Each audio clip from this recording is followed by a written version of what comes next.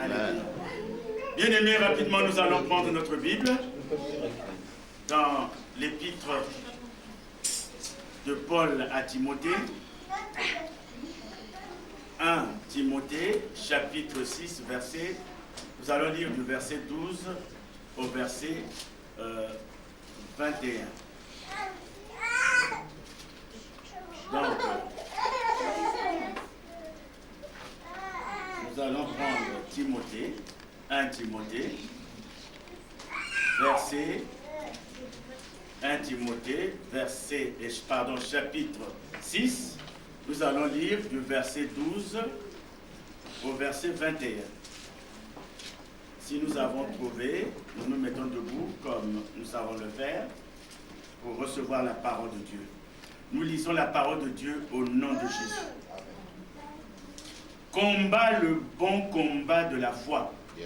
Saisis la vie éternelle à laquelle tu as été appelé et pour laquelle tu as fait une belle confession en présence d'un grand nombre de témoins.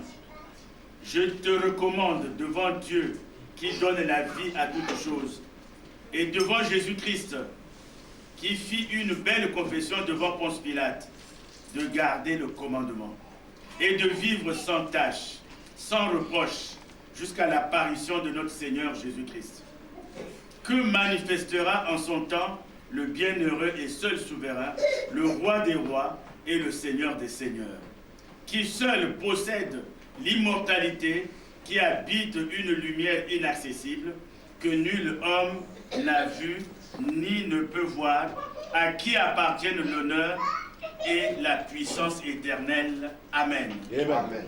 Recommande aux riches du présent siècle de ne pas être orgueilleux et de ne pas mettre leur espérance dans des richesses incertaines, mais de la mettre en Dieu, qui nous donne avec abondance toutes choses pour que nous en jouissions. Recommande-leur de faire du bien, d'être riches en bonnes œuvres, d'avoir de la libéralité, de la générosité, et de s'amasser ainsi pour l'avenir un trésor placé sur un fondement solide, afin de saisir la vie véritable. Ô Timothée, garde le dépôt en évitant le discours vain et profane, et les disputes de la fausse science, dont font profession quelques-uns qui se sont ainsi détournés de la foi. Que la grâce soit avec vous. Amen. Amen. Seigneur, il s'agit de ta parole. Nous te la recommandons et nous la voulons révéler. Que ton Esprit Saint, Seigneur, nous conduise, car de nous-mêmes, nous ne sommes rien. Nous nous effaçons avec nos connaissances, avec nos préjugés. Nous nous effaçons, Seigneur, nous te laissons la première place. Au nom de Jésus, Amen. Amen. Je vais demander au papa et au maman de prendre toutes les précautions pour qu'il n'y ait pas de bruit des enfants, s'il vous plaît. Que chacun prenne les précautions qu'il faut. Que chacun prenne les précautions. Si c'est un bébé, en tout cas la maman a un sein, donnez le sein à l'enfant. S'il est au biberon, donnez-lui le biberon. Alors prenons toutes les dispositions, s'il vous plaît. Et s'il nous plaît. Le titre de notre message, c'est le bon combat en Jésus-Christ. Le bon combat en Jésus-Christ. C'est le titre de notre message, le bon combat en Jésus-Christ. Le bon combat, bien-aimé, n'est pas charnel. Le bon combat n'est pas charnel, il est spirituel. Il est spirituel et l'apôtre Pierre, qui était à côté de Jésus, a mis du temps, peut-être trop du temps, pour comprendre que le combat était spirituel. Il a mis du temps. Et aujourd'hui encore dans nos églises, il y a beaucoup qui mettent du temps pour comprendre ou ne comprennent pas que le bon combat en Jésus-Christ est un combat spirituel. Alors l'apôtre Pierre n'avait pas compris. Parce que c'est Luc 22, 50-51 qui nous le dit. Parce qu'au moment où il arrache l'oreille de Malchus, qui est quelqu'un de très important dans ce sens où il travaillait avec le grand calife. Pierre aurait pu comprendre la révélation.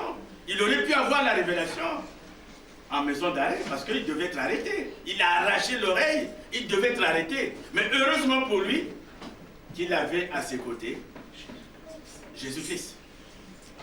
Heureusement que Jésus-Christ était à ses côtés parce que Jésus-Christ, c'est le réparateur des brèches. Jésus a réparé et Pierre a pu ainsi, en tout cas, éviter la prison parce qu'il aurait pu faire la prison. Et c'est là que le Christ lui dira non.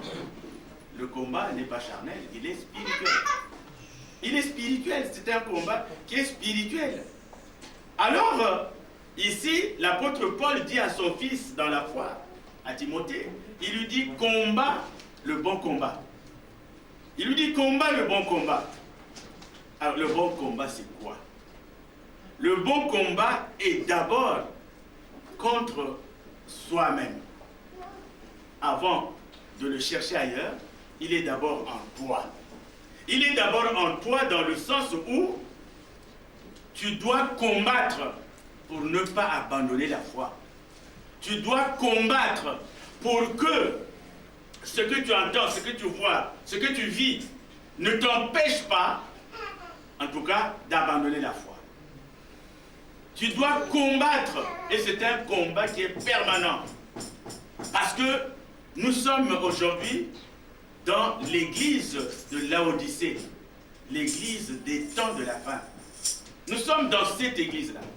Nous sommes dans cette église où il n'y a plus d'amour, où les gens ne s'aiment plus, où les gens ne compatissent plus, où les gens, en tout cas, restent plus particulièrement sur l'individualisme. On est dans cette église où plus rien ne va. Plus rien ne va dans cette église. L'église de Laodicée. Et c'est là justement que la parole nous dit de combattre le bon combat. De combattre le bon combat de la foi. Parce que la foi, elle n'est pas placée en quelqu'un. Ce n'est pas parce que mon épouse prie dans telle église que moi j'irai dans cette église. J'y vais parce que le Seigneur m'a convaincu. La foi, on ne peut pas la placer sur quelqu'un. La foi, on ne peut pas la placer sur un pasteur. La foi, on ne peut pas la placer sur un évangéliste. La foi, on ne peut pas la placer sur un apôtre. La foi, c'est la foi en Christ. Donc, le bon combat, c'est celui-là. Et l'Éternel pouvait parler à Josué, si on peut aller rapidement dans Josué. L'Éternel pouvait parler à Josué, Josué chapitre 1, à partir du verset 5. L'Éternel pouvait parler à Josué, il pouvait lui dire, nul ne tiendra devant toi tant que tu vivras. Je serai avec toi comme j'ai été avec Moïse. Je ne te délaisserai point, je ne t'abandonnerai point. Écoutez bien, fortifie-toi et prends courage. Car c'est toi qui mettras ce peuple en possession du pays que j'ai juré à leur père de leur donner. Fortifie-toi seulement et aie bon courage en agissant fidèlement, selon toute la loi que Moïse, mon serviteur, t'a prescrite. Ne t'en détourne ni à droite ni à gauche, afin de réussir dans tout ce que tu entreprendras. Et il continue. Que ce livre de la loi ne s'éloigne point de ta bouche. Médite-le jour et nuit pour agir fidèlement selon tout ce qui est écrit. Car c'est alors que tu auras du succès dans tes entreprises, c'est alors que tu réussiras. Amen. Amen. Donc le livre de la loi dont il parle, c'est ce que nous appelons aujourd'hui la Bible, les Saintes Écritures. Il faut que ce livre-là ne te quitte pas, qu'il soit avec toi, qu'il soit à tes côtés. Médite-le. Médite-le jour et nuit. Ne t'en écarte pas. Et l'apôtre Paul pouvait compléter dans son adresse aux Romains. L'apôtre Paul pouvait, en tout cas, exhorter le peuple, l'église de Rome, Romains, chapitre 8, un passage que nous connaissons. Chapitre 8, à partir du verset 35.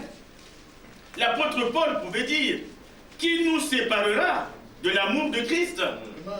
Serait-ce la tribulation, ou l'angoisse, ou la persécution, ou la faim, ou la nudité, ou le péril, ou l'épée? Selon qu'il est écrit, c'est à cause de toi qu'on nous met à mort tout le jour, qu'on nous regarde comme des brebis destinées à la boucherie. Mais dans toutes ces choses, nous sommes plus que vainqueurs par celui qui nous a aimés. Yeah. Car j'ai l'assurance que ni la mort, ni la vie, ni les anges, ni les dominations, ni les choses présentes, ni les choses à venir, ni les puissances, ni la hauteur, ni la profondeur, ni aucune autre créature ne pourra nous séparer de l'amour de Dieu manifesté en Jésus-Christ notre Seigneur. Amen. Amen. Rien ne pourra te séparer de cet amour. Donc le combat est d'abord adressé à soi-même. C'est un combat que nous avons, surtout dans cette église de Laodicée. Comme je disais tantôt, une église où on n'a plus de repères du tout. Une église où... parce que hier on disait, je suis dans la joie quand on me dit allons à la maison de l'Éternel. On n'a plus la joie d'aller dans la maison de l'Éternel. On n'a plus cette joie, on n'a plus cette force. C'est ça le combat de la foi. Ce combat-là est un combat terrible et nous devons le gagner. Donc, nous devons, bien aimés, nous dire que ce combat est juste. C'est ça le combat de la foi. D'abord, contre soi-même. Et l'apôtre, toujours Paul, pouvait dire que le mal que je ne veux pas faire, c'est ce que je fais. Et le bien que je voudrais faire, je n'arrive pas à le faire. Donc, il dit, misérable que je suis. Donc, c'est un combat permanent. Un combat permanent dans l'église de Laodicée. L'église des temps de la fin. Un combat qui devient permanent.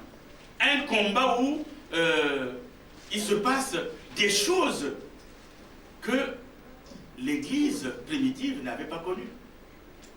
Parce que dans l'église primitive, ils étaient d'un commun accord. Ils marchaient ensemble. Mais aujourd'hui, même Satan n'est plus ennemi. Même Satan et son armée des ténèbres ne sont plus nos ennemis. Notre ennemi devient notre propre frère en Christ. Notre ennemi devient notre propre sœur en Christ. Parce que mes oreilles entendent. Parce que je vois. Mais nous oublions que Dieu, que Jésus-Christ nous a donné un commandement. Que Jésus-Christ nous a donné un commandement. Il nous a dit, aimez-vous les uns les autres, comme je vous ai aimé. Yeah. Et c'est ainsi que les gens reconnaîtront que vous êtes mes disciples. Mais l'amour, c'est quoi? L'amour, c'est quoi? Allons rapidement dans 1 Corinthiens 13. Allons rapidement dans 1 Corinthiens 13. Oui, on parle d'amour. Est-ce qu'on parle de la même chose? Est-ce que nous parlons de la même chose quand nous parlons d'amour? C'est quoi l'amour? C'est quoi l'amour? 1 Corinthiens 13. Dans 1 Corinthiens 13, la Bible nous dit à partir du verset 4, la charité qu'on appelle encore l'amour. La charité est patiente, donc l'amour est patient. Elle est pleine de bonté, l'amour est plein de bonté. La charité n'est point envieuse. La charité ne se vante point, elle ne s'enfle point d'orgueil. Elle ne fait rien de malhonnête. Elle ne cherche point son intérêt. Elle ne s'irrite point, regardez, elle ne se fâche point. L'amour ne se fâche point. Elle ne soupçonne point le mal. Elle ne se réjouit point de l'injustice, mais elle se réjouit de la vérité. Elle excuse tout, elle croit tout, elle espère tout, elle supporte tout. La charité ne périt jamais. Alléluia. C'est cela l'amour. Yeah. Se supporter les uns les autres. C'est cela l'amour. Intercéder pour son frère. Intercéder pour sa soeur. Quand tu vois que ton frère dérape, au lieu que tu en fasses un objet de médisance, au lieu que tu en fasses un objet de dénigrement, plie tes genoux, intercède pour lui. C'est cela l'amour. Mais cet amour, malheureusement, on ne le retrouve plus dans l'église de la Odyssée. Il y a la crainte de Dieu qui n'existe plus. Il y a la crainte de Dieu.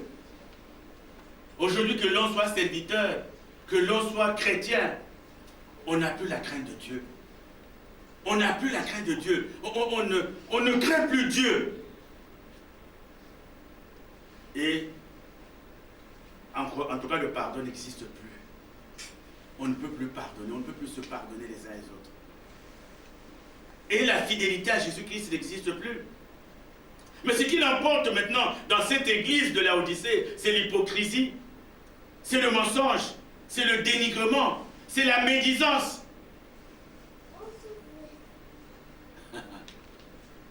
C'est cette église de la Odyssée. C'est pour cela que dans cette nouvelle église, nous parlons de l'église de Jésus-Christ. Dans cette église de Jésus-Christ, cette église des temps de la fin, en tout cas, l'amour devient une perle rare. L'amour devient une perle rarissime. Aujourd'hui, quand on voit un frère qui prend sa voiture, la met au service des autres, et parfois c'est un frère qui se déplace pour aller chercher d'autres frères, cela devient rare. Mais ça fait partie de l'amour. Donc, bien aimés, ce matin, nous allons effectivement revenir sur l'affirmation du Seigneur Jésus-Christ. Une affirmation qui est rapportée par Jean, chapitre 8, verset 22. C'est rapporté par Jean, chapitre 8, verset 22, où il dit « Vous connaîtrez la vérité, et la vérité vous affranchira. » Nous reviendrons un peu sur ça, et tout simplement, pour essayer de voir qu'est-ce que la vérité. Et d'ailleurs, Ponce Pilate posera la question à Jésus, qu'est-ce que la vérité? Jésus le regardait parce qu'il avait affaire à quelqu'un qui n'allait pas comprendre son langage. Il a seulement regardé Hilary, parce qu'il était prêt à lui dire que la vérité, tu l'as devant toi. La vérité est en Jésus-Christ. Jésus-Christ est la vérité. Il le dit lui-même. Je suis le chemin, la vie. Je suis le chemin, la vérité et la vie. Donc Jésus-Christ est la vérité. Il n'y a pas de vérité en dehors de Jésus-Christ. Donc, connaître la vérité, c'est connaître Jésus-Christ. Parce que la vérité, c'est Jésus-Christ lui-même. Alors, quand on nous dit ici, vous connaîtrez la vérité et la vérité vous affranchira. Rien d'autre ne pourra nous affranchir que Jésus-Christ lui-même. Donc, connaître la vérité, chercher à connaître la vérité, c'est tout simplement chercher à connaître Jésus-Christ. Et quand on connaît Jésus-Christ, on ne dira plus certaines choses, on n'aura plus certains comportements, parce que Jésus-Christ est ce grand cadeau que l'Éternel nous a donné. La Bible dit que Dieu a tant aimé le monde qu'il a envoyé son Fils unique. Il nous a tant aimé qu'il a envoyé son Fils unique, afin que quiconque croit en lui ne périsse point, mais qu'il ait la vie éternelle. Il n'y a pas de cadeau qui dépasse celui-là. Comme dit le cantique, Jésus-Christ nous a été donné en cadeau. Église, amen. Amen. Donc ce matin, bien-aimés, nous allons graviter autour de 3 points. Le premier point sera la persévérance dans la connaissance de Jésus-Christ. La persévérance dans la connaissance de Jésus-Christ. Le deuxième point sera le témoignage de l'enfant de Dieu. Je suis tenté de dire le témoignage du Fils de Dieu. Et le troisième point sera la soif de gagner de nouvelles âmes. De gagner de nouvelles âmes pour Jésus-Christ. Donc, premièrement, nous allons voir cette persévérance dans la connaissance de Jésus-Christ. Deuxièmement, le témoignage de l'enfant de Dieu. On pourra dire le témoignage du Fils de Dieu. Parce que si l'on reste à l'état d'enfant pendant longtemps, il est temps d'évoluer. Et si vraiment on est encore enfant pendant des années en Christ, c'est qu'on n'aura pas évolué et ça devient gravissime. Et la soif de gagner de nouvelles âmes pour le Christ. Le premier point, la persévérance dans la connaissance de Jésus-Christ. Bien-aimés, s'il est bien vrai que la foi est une ferme assurance, et une ferme assurance des choses qu'on espère, et une démonstration de celles qu'on ne voit pas, nous dit Hébreux 11, verset 1, il n'est pas moins vrai que la foi vient de ce qu'on entend. Et ce qu'on entend vient de la parole de Dieu. La foi vient de ce qu'on entend. Romains 10, verset 17. La foi vient de ce qu'on entend. Romains 10, verset 17. La foi vient de ce qu'on entend, et ce qu'on entend vient de la parole de Dieu. Et nous savons que la parole de Dieu n'est autre que Jésus-Christ lui-même. Donc la foi vient de ce qu'on entend, et ce qu'on entend vient de Jésus-Christ. Église, amen. Amen. Église, amen. Amen. Donc ce qu'on entend vient de Jésus-Christ. Alors, bien-aimés, le combat qui consiste à connaître Jésus passe par plusieurs choses. Et nous allons peut-être élucider 2 ou 3, plus précisément 2. Tout d'abord, puisque la foi ne grandit qu'en écoutant la parole de Dieu. Si on n'écoute pas la parole de Dieu, la foi ne grandit pas. Pour qu'elle grandisse, il faut écouter la parole de Dieu. Alors, écouter la parole de Dieu comme on est en train de l'écouter dans le calme. Dans le calme. Écouter la parole de Dieu avec attention. Parce que c'est un moment de repas, en tout cas, sans modération. C'est-à-dire, il n'y a pas un moment d'intimité que ce moment où on est avec Christ. Parce qu'en ce moment, on est avec Christ. On est en train de manger Jésus, on est en train de voir Jésus, on est en train de parler Jésus, on est en train de causer Jésus. Alors que c'est un moment intime. C'est pour cela que nous demandons le silence. C'est pour cela que nous demandons au portable d'être arrêté. C'est pour cela que nous demandons, en tout cas, une attention soutenue. Et d'ailleurs, pour écouter la parole de Dieu, en bon enfant de Dieu, en bon fils de Dieu, on doit avoir un cahier où on prend des notes. On doit avoir un cahier où on prend des notes. Parce que les Français disent que les paroles s'envolent, mais les écrits restent. Et quand j'aurai pris 2 notes, quand j'aurai pris 2 références, chez moi, je repasse encore la parole que j'ai écoutée et je la médite. S'il faut faire des recherches, je fais encore des recherches. Et je vérifie si ce qu'on m'a dit est conforme à la parole de Dieu. C'est-à-dire que nous devons être des chrétiens de Béret. Les chrétiens de Béret qui reçoivent la parole, ils la reçoivent avec enthousiasme, ils la reçoivent avec attention. Mais ils le notent, ils le notent, ils le notent pour vérifier dans les Écritures.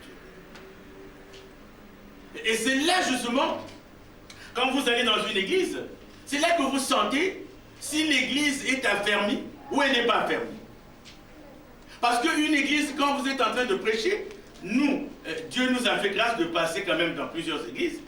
Quand vous arrivez, vous voyez tout le monde qui vous regarde, ou tout le monde qui est en train de rire, ou tout le monde qui est en train de dire quoi. Vous savez que cette église-là néglige la parole de Dieu. La seule façon de ne pas négliger la parole de Dieu, c'est d'avoir un stylo, c'est d'avoir un papier et de noter les références. Non, non, non, je note. Non, non, non, je note. Donc c'est pour cela qu'on donne les références. Alors c'est important. C'est important. La bonne connaissance de Jésus passe donc par un préalable que nous pose le Seigneur. Le préalable, c'est un choix. Le monde tel que nous le connaissons ne peut pas, en tout cas, cohabiter avec Christ. C'est-à-dire, nous, on est partis de ce monde-là. Nous n'avons plus rien à voir. C'est pour ça d'ailleurs que l'on se pose beaucoup de questions parfois. Si nous avons compris ce qu'est être chrétien. Parce que ce préalable est posé. Ce préalable est posé, le choix qui est catégorique, le choix qu'on ne peut pas discuter entre Jésus, qui est la vie, et le monde, qui est la mort, qui est la malédiction. Le monde, c'est la mort, c'est la malédiction. Jésus, c'est la vie, c'est la bénédiction. Allons dans Deutéronome. Allons rapidement dans Deutéronome. On va essayer de regarder la parole de Dieu. Allons dans Deutéronome. Deutéronome, c'est le 5e et dernier livre de Moïse. Deutéronome 30.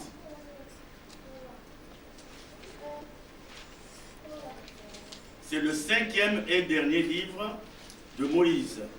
Parce qu'après Deutéronome, vous savez, Josué. Deutéronome 30. Nous allons lire le verset 19 et 20. La Bible nous dit, Deutéronome, le problème est déjà posé dans l'Ancien Testament.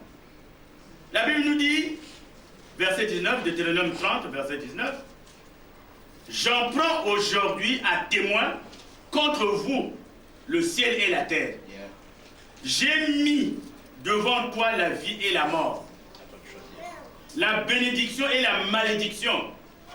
Choisis la vie, afin que tu vives, toi et ta postérité, pour aimer l'Éternel ton Dieu, pour obéir à sa voix et pour t'attacher à lui. Car de cela dépendent ta vie et la prolongation de tes jours. Et c'est ainsi que tu pourras demeurer dans le pays que l'Éternel a juré de donner à tes pères, Abraham, Isaac et Jacob. Amen. Amen. Amen. Amen. Choisis la vie. Choisis Dieu. Choisis l'Éternel. Choisis Jésus-Christ. Parce que Jésus-Christ c'est la vie. Jésus-Christ c'est la bénédiction. Et si tu veux vivre longtemps, choisis Jésus-Christ. Or que le monde, lui, il ne t'offre rien de bon, sinon la mort, la malédiction. Alors ici, il te dit, choisis la vie. Pourquoi? Pour aimer l'Éternel, ton Dieu, pour obéir à sa voix, pour t'attacher à lui. Tu dois l'aimer pour obéir à sa parole. Que sa parole soit pour toi une lampe qui éclaire ton chemin. Que ta parole, la parole de Dieu, soit pour toi quelque chose qui ne te quitte pas. Comme on a dit à Josué, ne t'éloigne pas de ce livre. Ne t'éloigne pas de la Bible. À tout moment, c'est-à-dire nous devons avoir soif.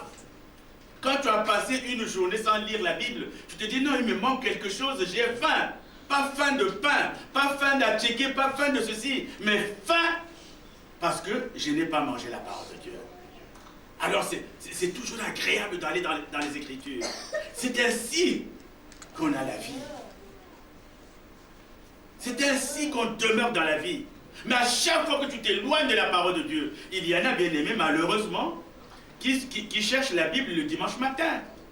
Le dimanche matin parce que je dois aller à l'église. Et c'est là que commencent les conflits dans la maison. On dit à son mari, c'est toi qui as pris ma Bible. Le mari qui dit, non, c'est pas moi, c'est certainement l'enfant.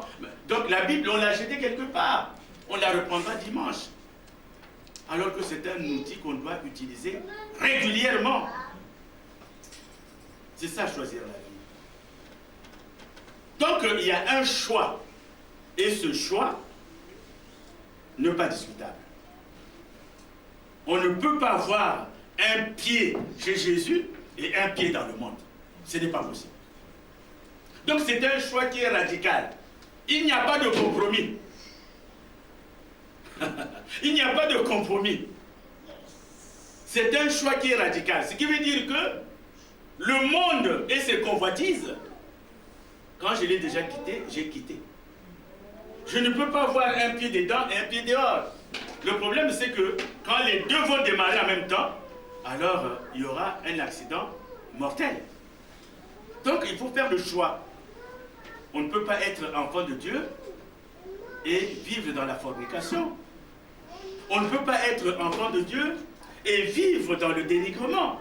On ne peut pas être enfant de Dieu et vivre dans le mensonge. On ne peut pas être enfant de Dieu et vivre dans le vol. On ne peut pas être enfant de Dieu et vivre dans la haine. On ne peut pas être enfant de Dieu et vivre dans l'hypocrisie. Parce que le monde nous amène ces choses-là. La haine vient du monde. L'hypocrisie vient du monde. La fornication vient du monde. Le vol vient du monde. Le dénigrement vient du monde. C'est un choix. Si mon frère, tu n'as pas encore fait ce choix, si ma soeur, tu n'as pas encore fait ce choix, il est temps de te rapprocher de nous, qui sommes les conducteurs de cette église, te rapprocher de nous pour dire, mais comment je dois faire pour couper exactement le monde de ma vie. Tu es chrétien, mais dans tes heures de détente, la musique qu'on écoute, c'est Werason qu'on écoute. Werason qu'on écoute, c'est Kofi qu'on écoute. C'est Coupé Décalé qu'on écoute. Et chez toi, tu transpires. Tu transpires parce que tu danses ça et tu aimes ça. Et tes enfants sont là-dedans. Et quand tu arrives à l'église, malheureusement, tu as tellement dansé chez toi, tu as tellement chanté chez toi, que lorsqu'on chante à l'église, lorsqu'on danse à l'église, tu ne peux plus. Parce que tu es déjà essoufflé. Et puis d'ailleurs, c'est une musique qui ne correspond pas à tes oreilles. C'est pour ça que vous voyez des gens qui sont indifférents quand on fait la louange, quand on fait l'adoration. C'est pas leur musique. C'est pas leur musique. Église, amen. Amen. Donc il y a la séparation. Cette séparation doit être nette. Cette séparation doit être nette. Parce que Jésus nous donne la vie. Jésus nous donne les bénédictions. Jésus nous renouvelle le souffle de vie gratuitement. Gratuitement. Jésus nous a aimés bien avant la fondation. Il ne nous demande qu'une chose, d'aimer notre frère, supporter notre frère, pardonner à notre frère. Il ne nous demande qu'une chose, compatir.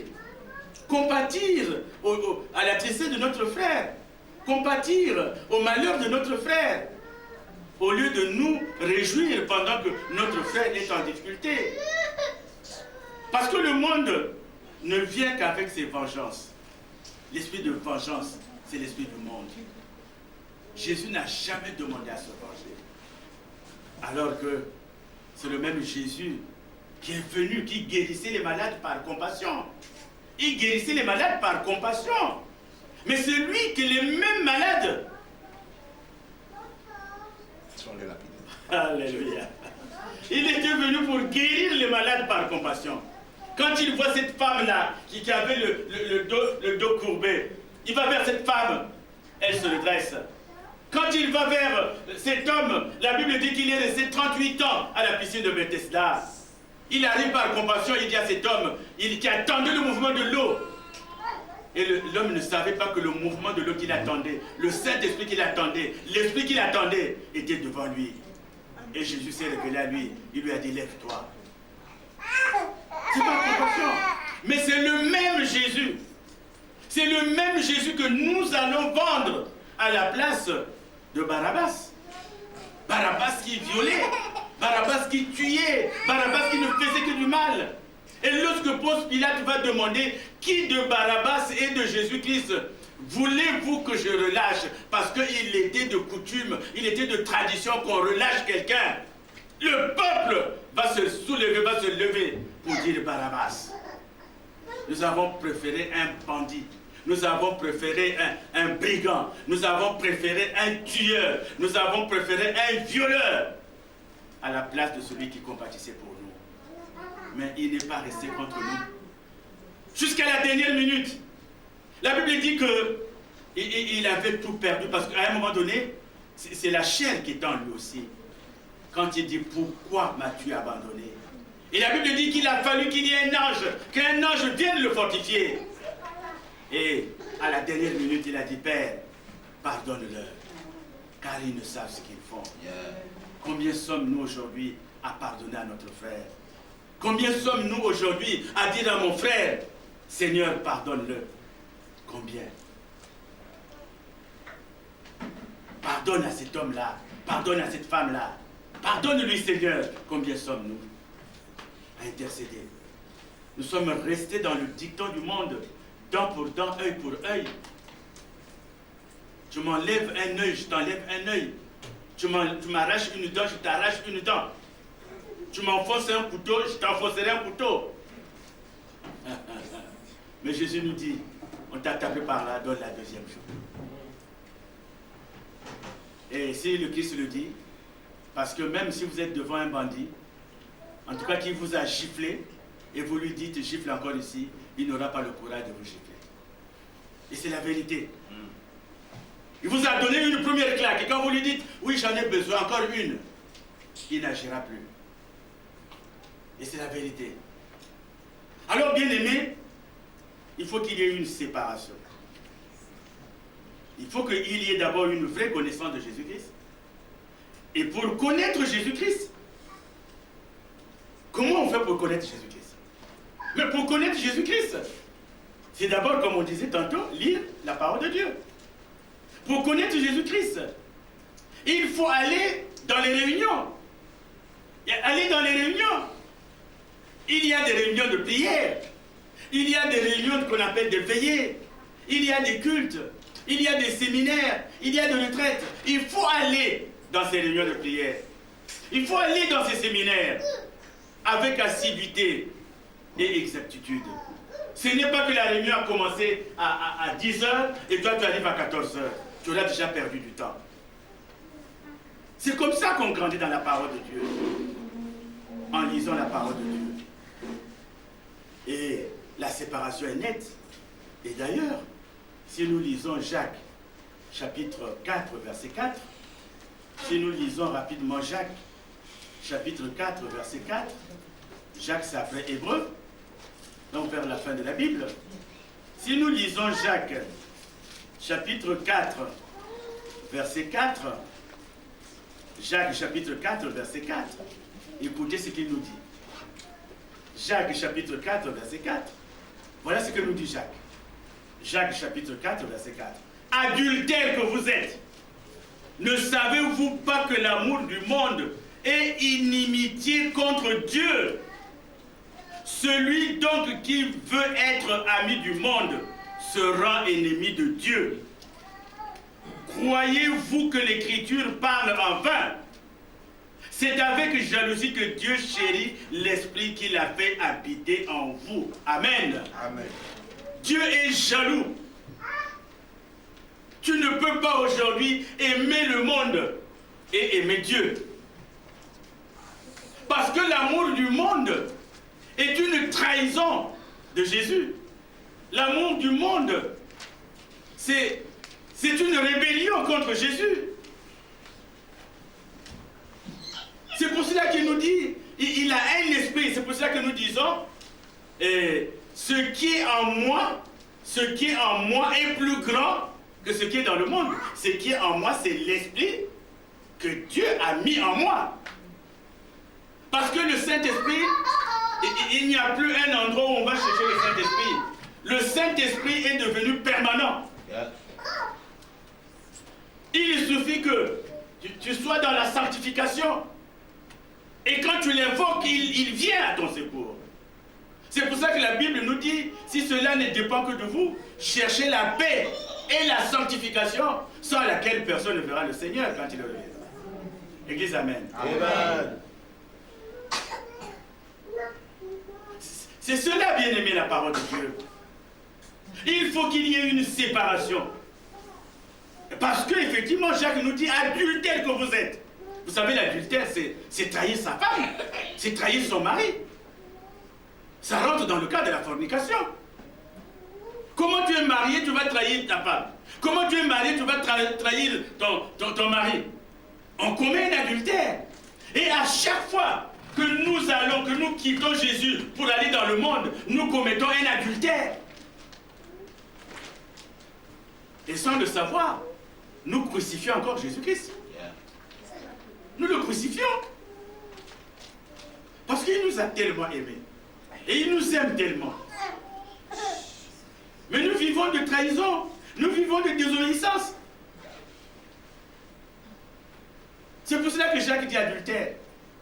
Parce que le monde, quand il vient le monde vient avec ses traditions. Le monde vient avec ses us et coutumes. Vous venez dans le monde, on vous dira que si toi tu es ivoirien, tu ne peux pas te marier avec un Tchadien. Quoi? Tu es un Tchadien et tu es de la Côte d'Ivoire? Ah, mais ça ne se fait pas. Ça, c'est le monde. Parce que les Juifs, à un moment donné, croyaient que le salut était seulement pour eux. Mais Jésus leur a dit quoi? Il n'y a ni Juif, ni Grec. En Christ, nous sommes tous les enfants d'un même Père. En Christ, il n'y a pas de clan. En Christ, il n'y a pas de clan. Je suis du Nigeria, mon meilleur ami doit être du Nigeria. Non! Comme je viens du Congo-Brazzaville, je ne dois être qu'avec le Congo-Brazzaville, parler avec le Congo-Brazzaville. Non! Comme je suis centrafricain, mes meilleurs amis ne doivent être que des centrafricains. Non! C'est pour cela que beaucoup de serviteurs de Dieu, dont j'en fais partie, nous sommes opposés aux églises claniques. Les églises claniques où vous êtes Congolais, il n'y a que des Congolais. Les églises claniques où vous êtes Ivoiriens, il n'y a que des Ivoiriens. Les églises claniques où vous êtes du Nigeria, il n'y a que des Nigérians. Ces églises-là sont contre la parole de Dieu. Il n'y a ni grec ni juif. Et mon frère, je l'aime fraternellement selon la parole de Dieu. Je ne veux pas rendre service à une sœur parce que je m'attends à quelque chose. Je ne veux pas rendre service à un frère parce que je m'attends à quelque chose. Jésus qui nous aime. Et quand vous lisez la parole de Dieu, cet homme dont on parlait tout à l'heure, qui était 38 ans, la Bible dit qu'il est resté pendant 38 ans. Quand il a été guéri par Jésus, Jésus ne lui a rien demandé. Jésus ne lui a pas dit, voilà comme je viens de te guérir, là tu me donnes le temps. Et cette femme, combien a-t-elle donné à Jésus? Rien. Et Zachée qui a eu la grande découverte, Zachée qui s'est converti, combien a-t-il donné à Jésus? Il a plutôt remboursé à ceux qu'il volait pour sa repentance. Donc, bien aimé, le monde, ce n'est pas quelque chose qu'il faut aimer. Le monde vient avec ses traditions, le monde vient avec ses coutumes. Nous, dans nos traditions, nous faisons ça. Nous, dans nos traditions, en Christ, ces choses-là n'existent pas. Alléluia. Ça n'existe pas. Il n'y a pas de barrière. Il n'y a pas de barrière.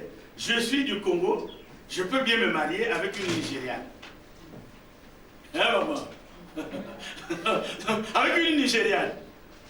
Il n'y a pas de barrière. Alléluia. Amen. Est-ce qu'on peut acclamer pour Jésus? Amen.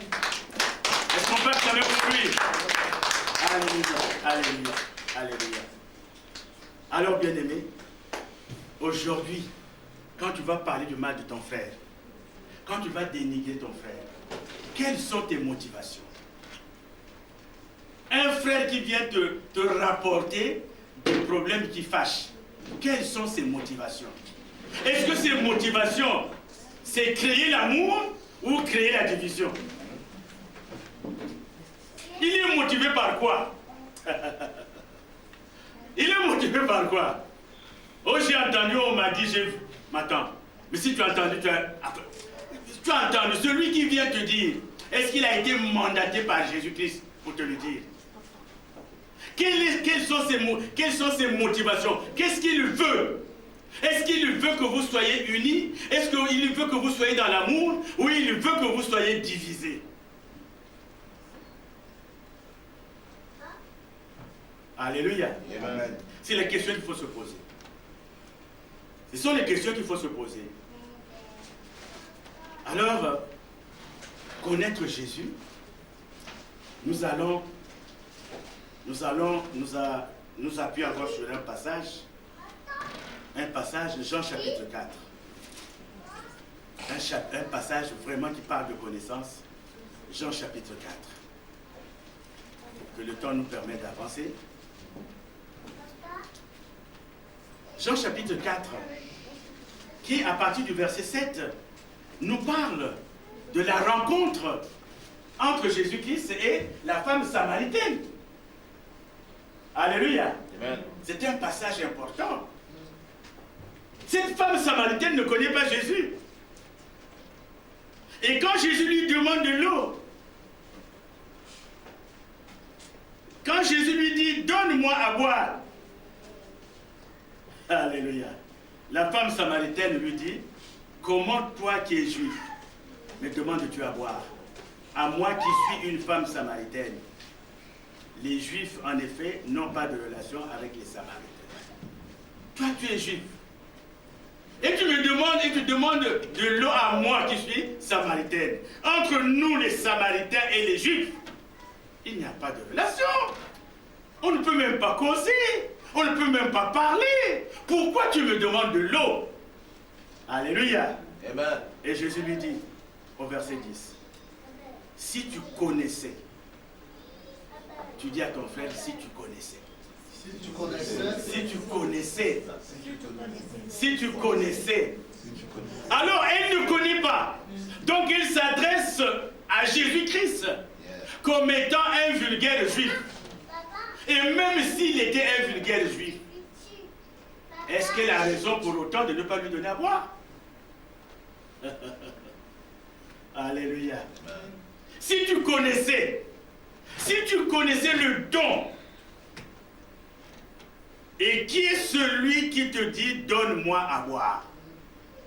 Si tu savais le don qu'il a, et si tu savais qui il était, en tout cas, tu n'aurais pas dit ce que tu as dit.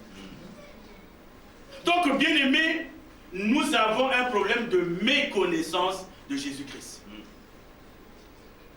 Le vrai problème que nous avons aujourd'hui, dans cette église de Laodicée, l'église de Christ, l'église des temps de la fin, c'est la méconnaissance de Jésus-Christ. Nous ne connaissons pas Christ.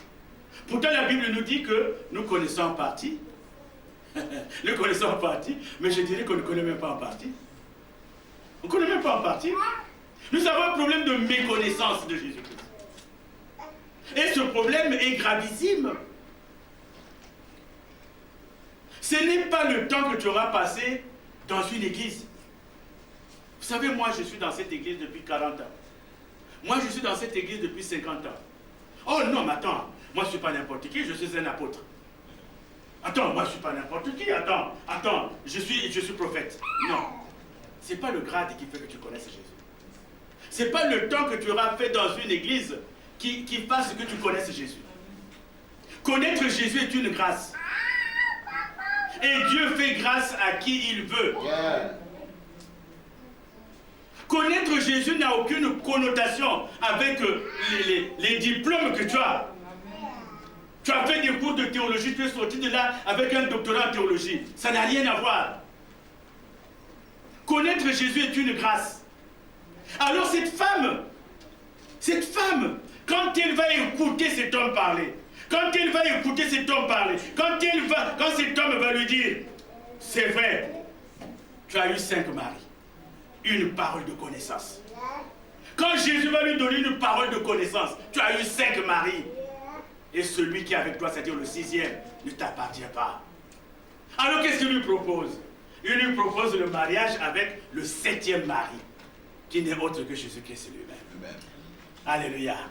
Et lorsque cette femme va découvrir le 7e mari, qui est la perfection,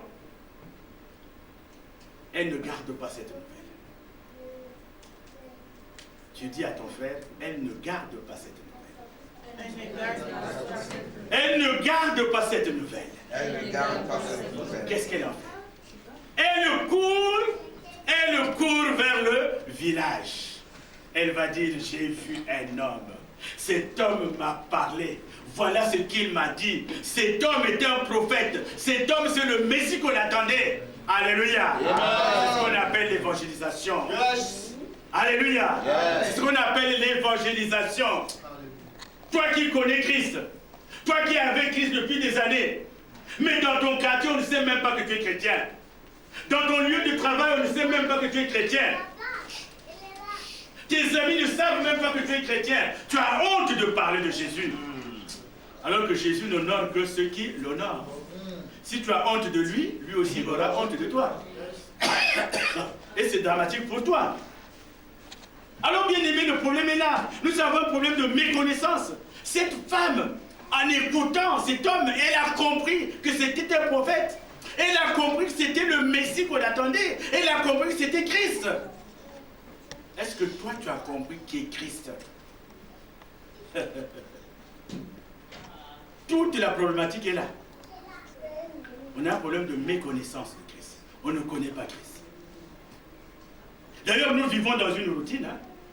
On se lève le matin, ablution, petite prière, amen. On s'en va. Mais on respecte plus le lieu de travail que cet homme qui nous permet d'aller travailler. Voyez? On le respecte plus.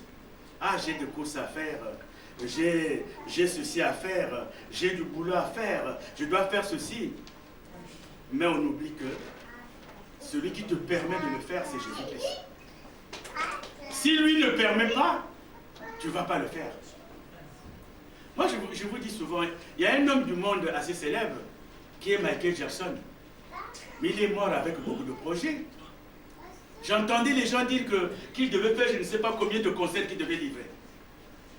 Donc, il était dans des projets extravagants. Il était dans des projets d'argent. Mais quand l'ordonnateur lui a dit, ce n'est pas possible. Le matin, on l'a retrouvé le nez en haut. Il ne dansait plus Thriller, il ne dansait plus rien. Il était parti. Il était parti. Donc tous les projets que tu as, toutes les occupations que tu as, sache que celui qui est à l'origine, celui qui permet leur réalisation, n'est autre que Jésus-Christ. C'est pour cela, bien-aimé, accroche-toi à lui. Yeah. Alléluia. Yeah. Accroche-toi à lui. Je m'accroche à lui. Je m'accroche à lui. Jésus a promis.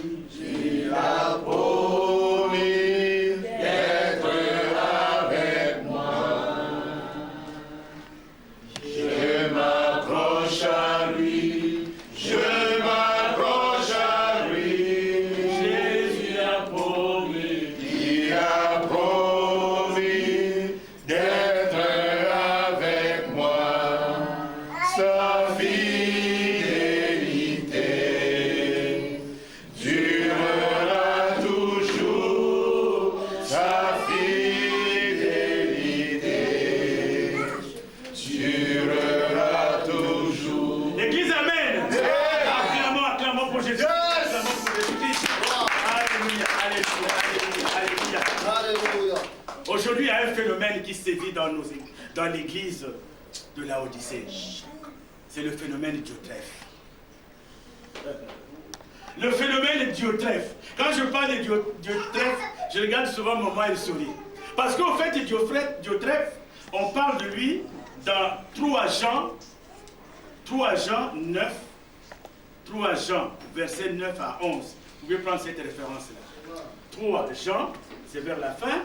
3 Jean, versets 9 à 11. 3 Jean, versets 9 à 11. Alors on parle de lui. Ce n'est pas la seconde épître, mais c'est la 3e épître de Jean. Alors, 3e épître de Jean, on parle de lui à partir du verset 9. Alors je lis la parole de Dieu. J'ai écrit quelques mots à l'église. Mais Diotrephe, qui aime être le premier parmi eux, ne nous reçoit point. Donc Diotrephe refuse de le recevoir. C'est pourquoi, si je veux vous voir, je rappellerai les actes qu'il commet. En tenant contre nous de méchants propos. Non content de cela, il ne reçoit pas les frères et ceux qui voudraient le faire. Il les en empêche et les chasse de l'église. Bien-aimé, n'imite pas le mal, mais le bien.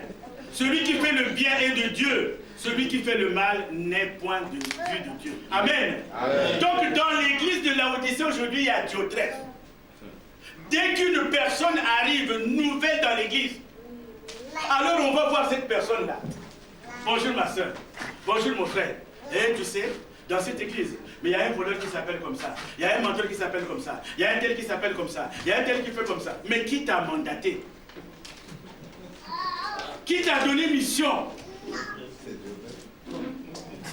Alléluia. Qui t'a donné mission?